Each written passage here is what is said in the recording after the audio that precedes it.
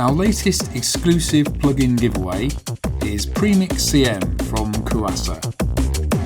It combines a tube preamp style drive section with a smooth back-sandal EQ, and it's ideal for everything from gentle saturation and tonal coloration through to crunching overdrive and screaming distortion.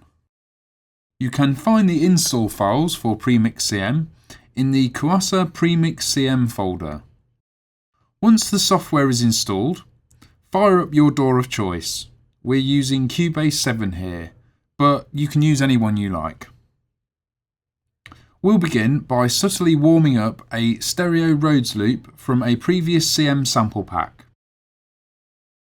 Load hazyrhodes.wav onto a new stereo audio track and add an instance of PreMix CM across it as an insert. The plugin comes with a selection of inbuilt presets to get you started. Click on the centre bar where it says Init to open the drop-down menu and select a preset by clicking on it, or you can scroll through them using the left and right arrow buttons to either side. Have a listen through and notice how different combinations of gain and EQ settings can produce a broad range of tones.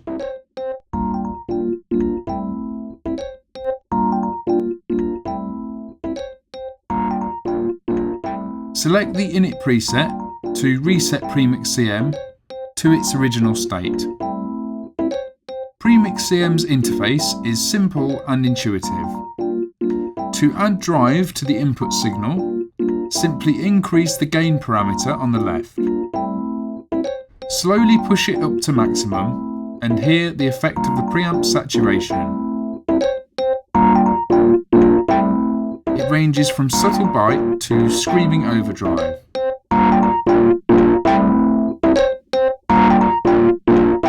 Control click on PC or command click on Mac to reset a parameter back to its default setting. We only want a touch of grit on our Rhodes, so let's push PreMix CM's gain slightly to around 14 dB. We can turn off the plugin and compare its drive effect to our original undistorted signal by using the red bypass button over on the top right of the interface. When comparing two signals, our ears will trick us into thinking the louder of the two is better. So for accurate comparison, we therefore need to make sure our distorted signal sounds the same volume as the undistorted signal. So we can do this by using PreMix CM's output parameter on the right of the interface, which will back off by around 2 to 3 dB. Now we can really judge whether the preamp's added bite is appropriate, just by toggling the bypass switch. But what if we want to compare two slightly different distortion settings? PreMix CM's handy A/B function is designed for such a task, allowing us to set up A and B states and then instantly compare the two. Head over to the A/B buttons on the right of the preset menu and select B to give us another fresh state to work with. Now let's push the gain to around 16 dB, then we'll back off the output to -5 dB to compensate. We can hear a touch more saturation now applied to our Rhodes.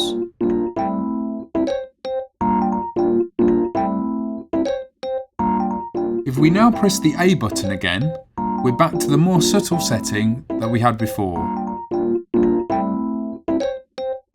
So now we can A/B the two states and see which one we like best. Sometimes you'll dial in a good sound, but you'll want to experiment further whilst keeping the original settings as a backup, just in case. And you can do this with the Copy A to B button. Whilst our B state is selected, press the B to A button, found to the left of the red bypass button, and this will copy our B state over to the A slot. We can now alter our B settings as much as we like, safe in the knowledge that our original setup is stored in the A slot. So far, we've only explored PreMix CM's preamp characteristics via the gain parameter. Saturation can alter a signal's frequency response somewhat, so Kuassa have handily inserted a 3-band EQ after the preamp's drive in the signal path. Let's explore this using a drum loop.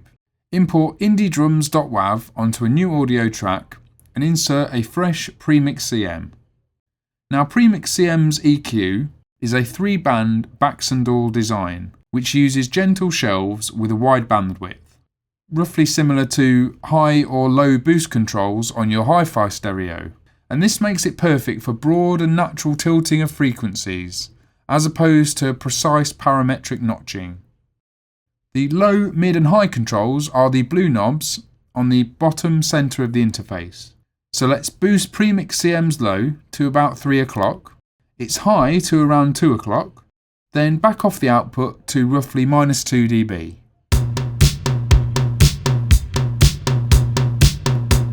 When we now bypass the plugin and compare the EQ's effect, PreMix CM's sweet bass and treble lifts can be heard.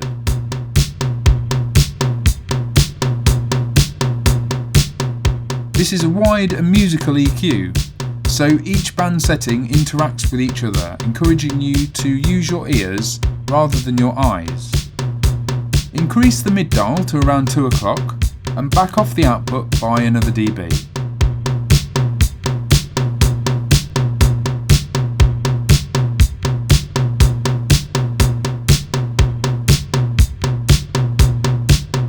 PreMix CM's EQ section is interlinked with its preamp circuit, so a frequency-specific crunch can be applied to a sound.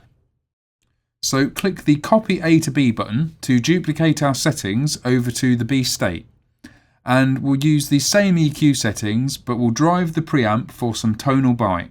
So select the B state, increase the gain to roughly 16 dB, then back off our output down to around -6 dB.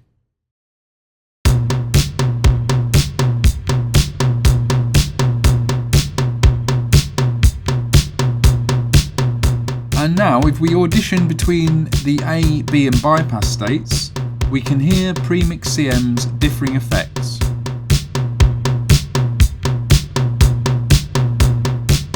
And we've kept our output levels equal by ear for easy comparison. Also, observe our channel's output meter. The more saturated B state, whilst sounding equal to the A state in volume, is actually eating up a dB or 2 less headroom. This kind of preamp saturation is a great way to tame peaks and reclaim more level in a mix, albeit with more overdriven characteristics. So we've been relatively subtle with PreMix CM so far, so now it's time to get nasty. Drop mellowguitar.wav onto a fresh audio track and load another instance of PreMix CM as an insert, and we can mute or delete our other channels. Now this guitar loop is pretty laid back and clean, as its name suggests, so let's completely grunge it up with some combined preamp drive and tonal shaping. We'll start by pushing the gain up to around 24 dB, and then we'll back off the output to about -7 dB. Now take a listen. It sounds like the guitar has been fed through a classic preamplifier. We want to use the EQ to push more drive into the sound's preamp, so let's copy our settings onto both A and B by pushing the Copy A to B button. Now flick over to PreMix CM's B state by hitting the B button, and we'll push the low up to 4 o'clock, the mid up to 2 o'clock, and the high to just below maximum setting.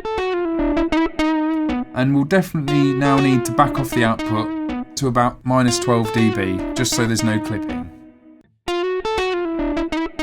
Okay, now once again let's compare our A state, our B state and our bypass state.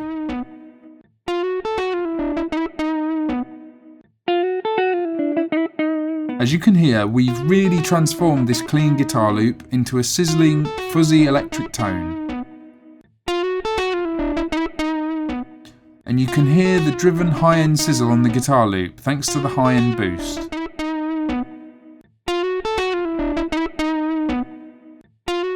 And audio examples can all be found in this month's tutorial files folder.